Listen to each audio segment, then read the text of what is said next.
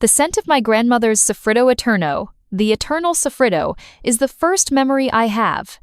Not a visual, not a sound, but that warm, aromatic hug of slow-cooked onions, carrots, and celery, kissed with thyme and a bay leaf, the holy trinity that formed the soul of so many of our family dishes. It was more than just a base for sauces or stews.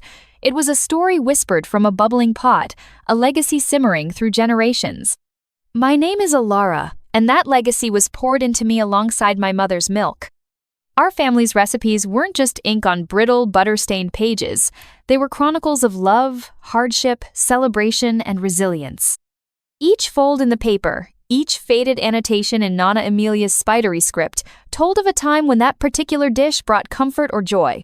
They were our crown jewels, kept not in a velvet-lined box, but in a battered tin tucked away in the warmest corner of the kitchen, the heart of our home.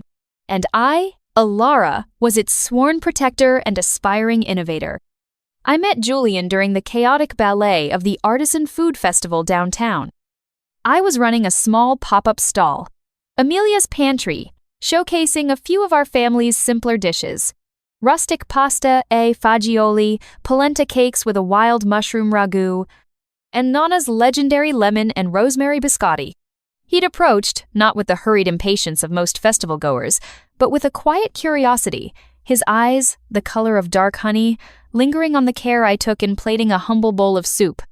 "That smells like home," he'd said, his voice a low baritone that vibrated pleasantly, "but a home I've never known." Julian was charming, effortlessly so. He was an artist, a painter, he told me, always searching for inspiration, for beauty in unexpected places.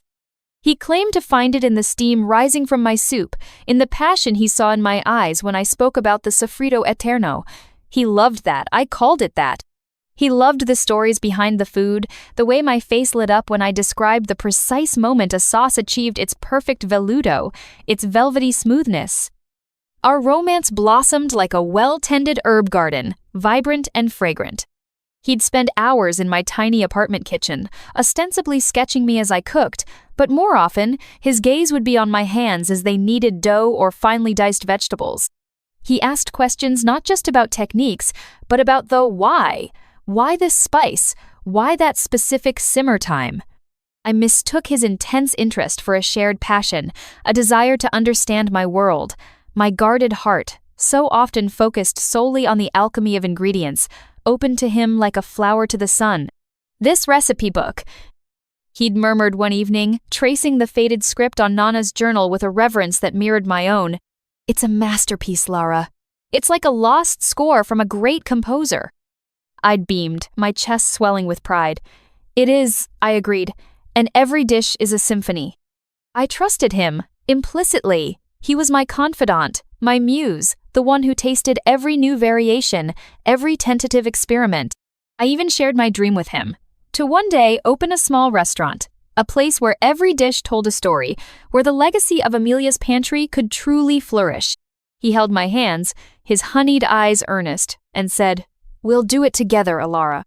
Your talent, well, I can paint the walls." We laughed, and the future felt as bright and promising as a perfect summer tomato. The old tin box, with its precious handwritten recipes, usually lived on a high shelf, but I'd brought it down more often those days, inspired by Julian's apparent fascination. We were discussing a modern twist on Nonna's agnello ai seta profumi, lamb of 7 cents. He'd been particularly captivated by the almost ritualistic layering of herbs and spices. Then came the week he was supposed to be at an art residency upstate. He'd kissed me goodbye, a lingering, tender kiss that tasted of coffee and promises. "I'll miss your cooking more than anything," he'd whispered. 3 days into his supposed residency, I reached for the tin box. I had a sudden craving to bake Nonna's almond and orange zest ricciarelli, their chewy comfort a balm for his absence. The tin was there, in its usual spot, but it felt lighter. My stomach clenched. I lifted the lid. Empty. Not just the main journal, but every loose sheet, every scribbled note, every precious scrap of my family's culinary soul, gone. A cold dread, sharp and sickening, clawed its way up my throat. It couldn't be. A break-in, but nothing else was touched. My laptop, the meager cash I kept in a drawer, all present, only the recipes. My first call was to Julian. Straight to voicemail. Again. And again. Panic began to set in. A frantic, buzzing anxiety.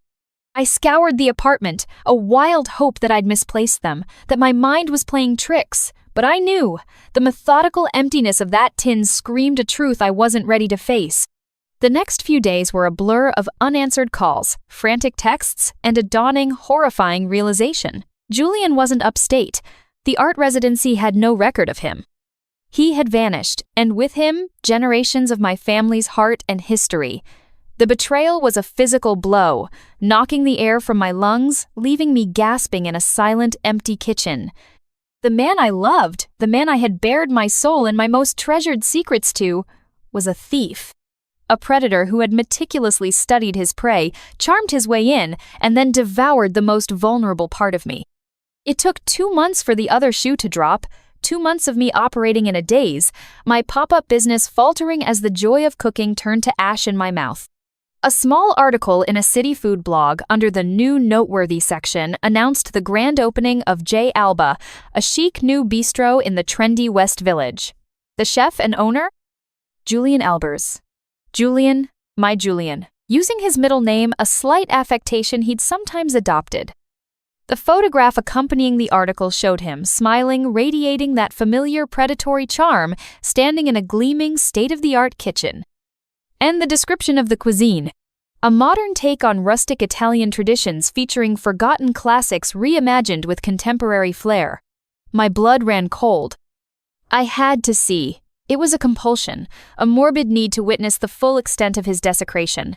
The restaurant was all sleek lines and muted lighting, the kind of place that whispered of exclusivity. And the menu? It was like reading my own heart, twisted and repackaged for commercial consumption. There was Nonna Amelia's lamb, almost verbatim, though he'd renamed it Shepherd's Delight. My Soffritto Eterno was undoubtedly the base for his velvet tomato consommé. Dish after dish, a ghostly parade of my family's heritage, now attributed to his genius.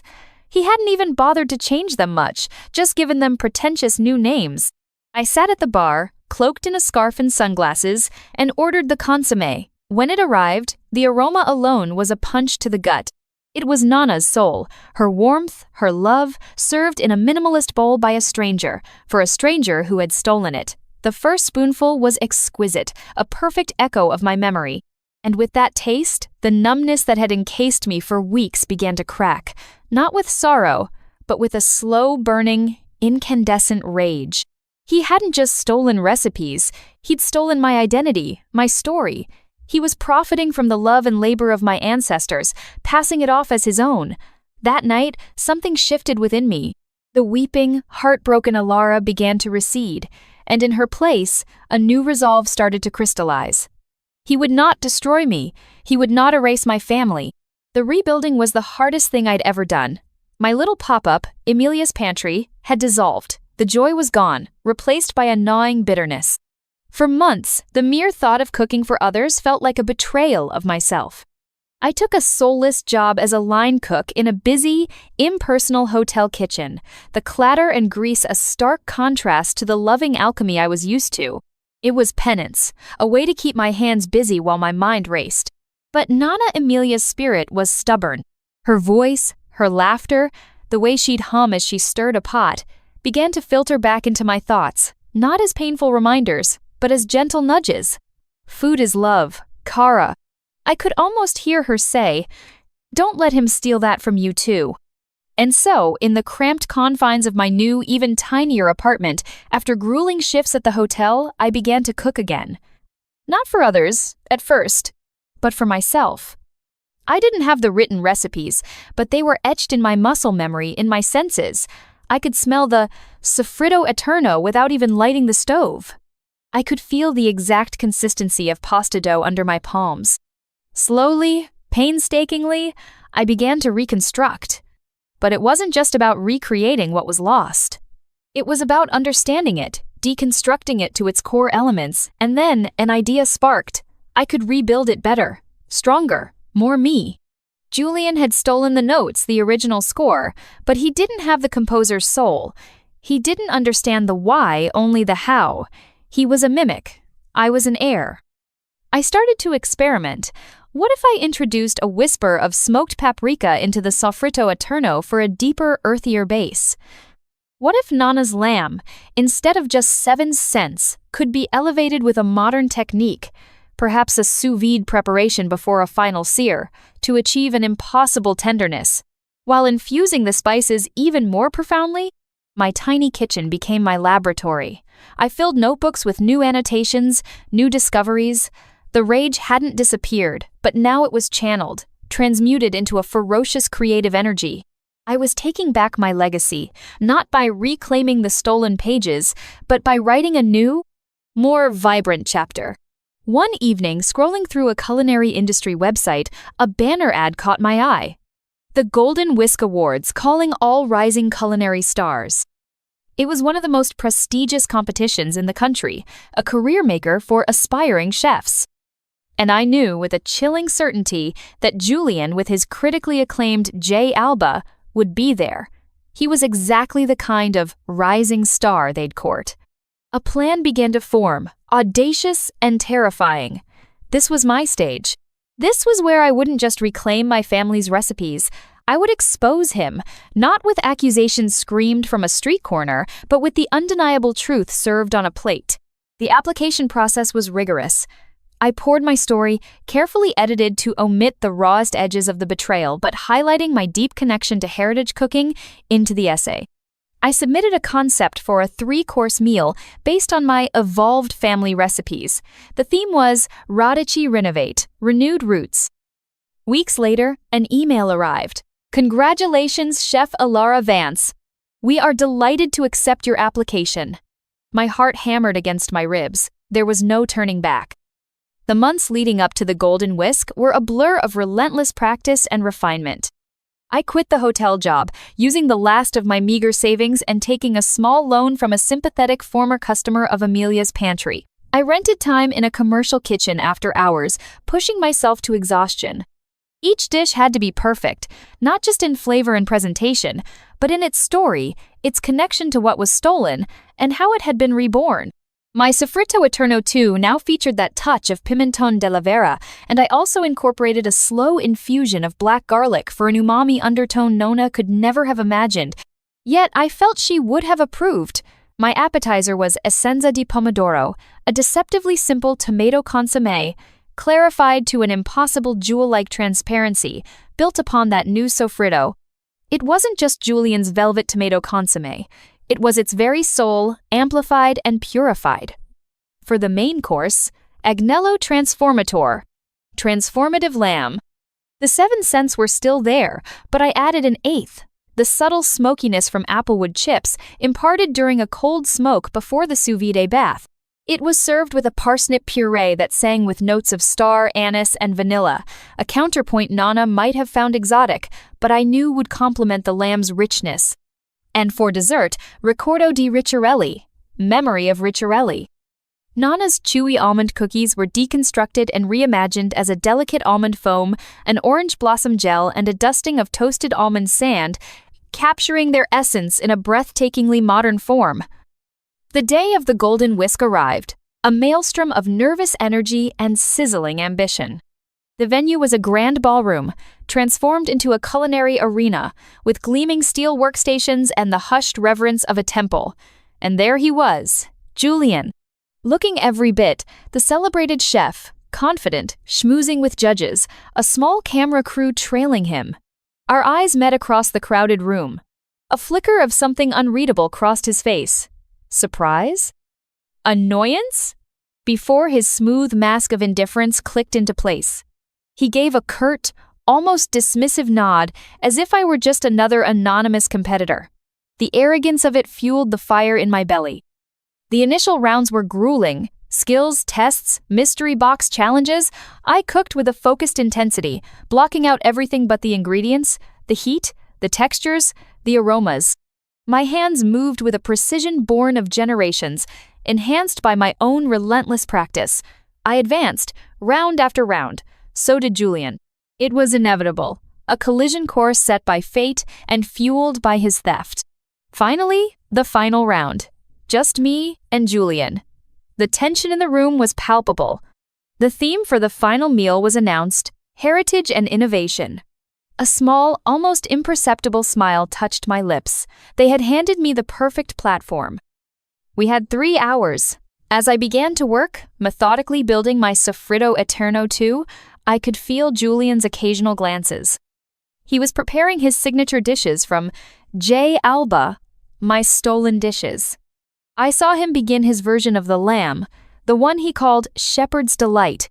There was a certain theatricality to his movements, playing to the cameras, to the audience. I simply cooked. My station was an island of calm focus. The aroma of my evolving Soffritto began to permeate the air, richer, deeper than his. I saw a judge, the formidable Chef Dubois, pause near my station, his nose twitching, a thoughtful expression on his face. As the clock ticked down, I plated my essenza di pomodoro. The clear, amber liquid shimmered in the bowl, a single, perfectly roasted cherry tomato suspended within, garnished with a micro-basil leaf. It was elegance born from rustic roots. Next, the agnello transformator. The lamb, sliced, revealed a perfectly pink interior, its aroma a complex tapestry of spice and subtle smoke. The parsnip puree was a silken swirl beside it. Finally, the ricordo di ricciarelli. A cloud of almond foam, glistening orange gel pearls, the delicate crunch of almond sand. It looked ethereal, a dream of a dessert. Time was called. My heart was a wild drum against my ribs, but my hands were steady. Julian presented first. He spoke eloquently, his voice smooth and practiced, about his lifelong passion for Italian heritage, his innovative reinterpretations of forgotten classics. He gestured to his lamb, his consommé. The judges tasted, nodded, their faces inscrutable. Then, it was my turn. I walked to the judges' table, my pulse roaring in my ears. "Chefs," I began, my voice clearer, stronger than I expected. "My menu is titled Rise&Renovate, Renewed Roots. It is the story of my family, a story that has been simmering for generations, passed down from my Nonna Amelia." I introduced my essenza di pomodoro. This consommé is born from our Soffritto Eterno, the eternal Soffritto, the heart of our family's cooking. It's a recipe that has comforted and nourished us through decades. Today, I've sought to clarify its essence, to reveal its purest soul, adding subtle notes that reflect my own journey. They tasted. Chef Dubois closed his eyes for a moment. A murmur went through the other judges. I moved to the agnello transformator. Nonna Amelia made a lamb of 7 cents. It was legendary. I honor those 7, and I have added an 8th, a whisper of smoke, a new technique to transform it, to show how tradition can breathe and evolve without losing its identity. More tasting, more thoughtful expressions. I could see Julian from the corner of my eye. His confident smirk was gone, replaced by a tight, watchful expression. Finally, the ricordo di ricciarelli. This dessert is a memory, a deconstruction of my Nonna's ricciarelli cookies. The flavors of almond and orange that filled her kitchen now reimagined a tribute to her spirit, which always encouraged playfulness and innovation. As they savored the dessert, I took a deep breath. This was the moment. The recipes that form the foundation of my cooking today, I said, my gaze steady, sweeping across the judges and then, deliberately, landing on Julian, are deeply personal. They are from a handwritten family journal passed down through my mother and grandmother. I paused, letting the weight of my words settle. This journal, along with all our family's culinary notes, was stolen from me nearly 2 years ago. A gasp rippled through the audience. The camera zoomed in. Julian's face went ashen. "Stolen," I continued, my voice unwavering, "by someone I trusted implicitly. Someone who then took these recipes, this legacy, and built a successful restaurant upon them, claiming them as his own innovative creations. I didn't need to name him. Every eye in the room, including the judges, flickered towards Julian, who looked like he'd been turned to stone. Today," I concluded, "I didn't just want to cook. I wanted to reclaim that stolen legacy, not by reproducing what was taken, because a true culinary tradition is not static. It lives, it breathes, it evolves with each generation. The dishes I've presented are rooted in my family's history, but they are also undeniably mine, a testament to the resilience of that heritage and its capacity for renewal. They are the next chapter, written in my own hand. Silence. Thick, heavy silence. Then, Chef Dubois cleared his throat. "Chef Vance," he said, his voice resonating with gravity, "your food and your story are exceptionally compelling." The deliberation felt like an eternity. Julian stood isolated, reporters now swarming around him, peppering him with questions he clearly couldn't answer, his composure shattered. Then, the head judge stepped forward. The winner of this year's Golden Whisk Award for exceptional skill, profound understanding of heritage, breathtaking innovation, and undeniable integrity is Chef Elara Vance. A wave of dizziness washed over me as applause erupted. Tears, hot and cleansing, streamed down my face. It wasn't just a win, it was vindication. It was liberation. Julian was escorted away, his face a mask of disbelief and ruin. The media frenzy around his downfall was immediate and intense. Alba was shuttered within weeks, its reputation, like its owners, in tatters. The aftermath was a whirlwind. Offers poured in, book deals, television appearances, investment opportunities. But I took my time. The Golden Whisk wasn't an end, it was a beginning. 6 months later, I stood in the doorway of my own restaurant. Not a large, flashy establishment, but a warm, inviting space in a quiet neighborhood. Sunlight streamed through the windows, illuminating the simple wooden tables and the small, open kitchen where my own Soffritto Eterno 2.0 was already simmering, its fragrant promise filling the air. I named it Emilia's Echo. The menu featured my Redditstory dishes, but it continued to evolve just as I did. I still kept a battered tin box on a high shelf in the kitchen. This one, however, was filled with my own notebooks, my own spidery script detailing new creations, new dreams. The stolen legacy had been reclaimed, not just by exposing a thief, but by proving that true culinary artistry comes from the heart, from understanding the soul of ingredients, from honoring the past while fearlessly embracing the future.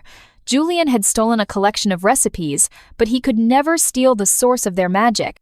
That magic was within me, a flame ignited by my grandmother, tempered by betrayal, and now burning brighter than ever. My name is Elara Vance, and this is my story, served one heartfelt, evolving dish at a time. The ledger was balanced, the flavors true,